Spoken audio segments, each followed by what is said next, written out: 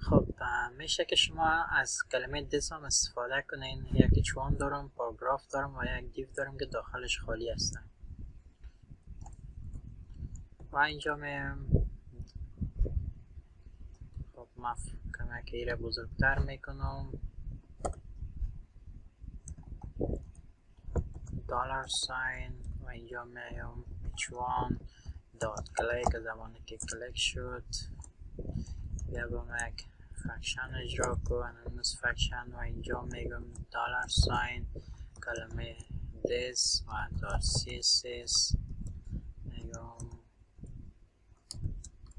بک‌گراندش بیا با ما لینک. همچنان یک کپی دیگه هم از این میگیرم و این بار میگم اگر بالای تگ پاراگراف کلیک شد بک‌گراندش بیا از نوع گری بساز، همچنان دا CSS و فونت شام از نوع رنگ پنگ بساز. و اگر ما بالای از بیایم کلیک کنم میبینیم که رنگ از تغییر خورد و همچنان اگر بالای پاراگراف کلیک کنم میبینیم که هم رنگش و هم بک‌گراندش تغییر میخوره. حالا میایم اینجا یک دیو مورد سلکت خود قرار میدم، دا CSS میگم و یا زمانی که خب دیو معلوم نمیشه چون داخلش هیچ چیز نیست و اینجا میایم عمدن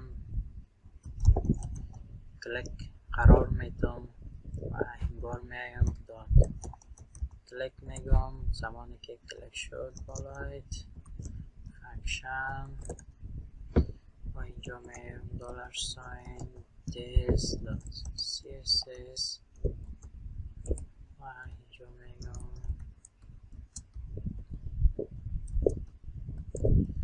بک‌گراند شوه از نوع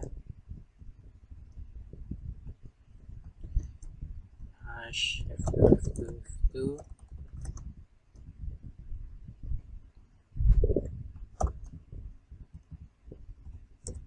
همچنان یک ویت دیگه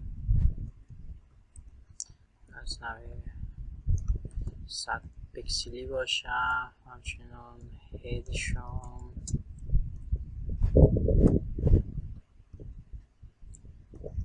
200 پیکسل باشه. کنترل ذخیره میکنم. اگر اینجا برگردیم کلیک کنم بالای ازی میبینیم که دیو نیز هم هید گرفت، هم بک‌گراند و هم ویت. میشه که از دیز هم شما استفاده کنین، بعض جاها هست که کاربرد خود داره.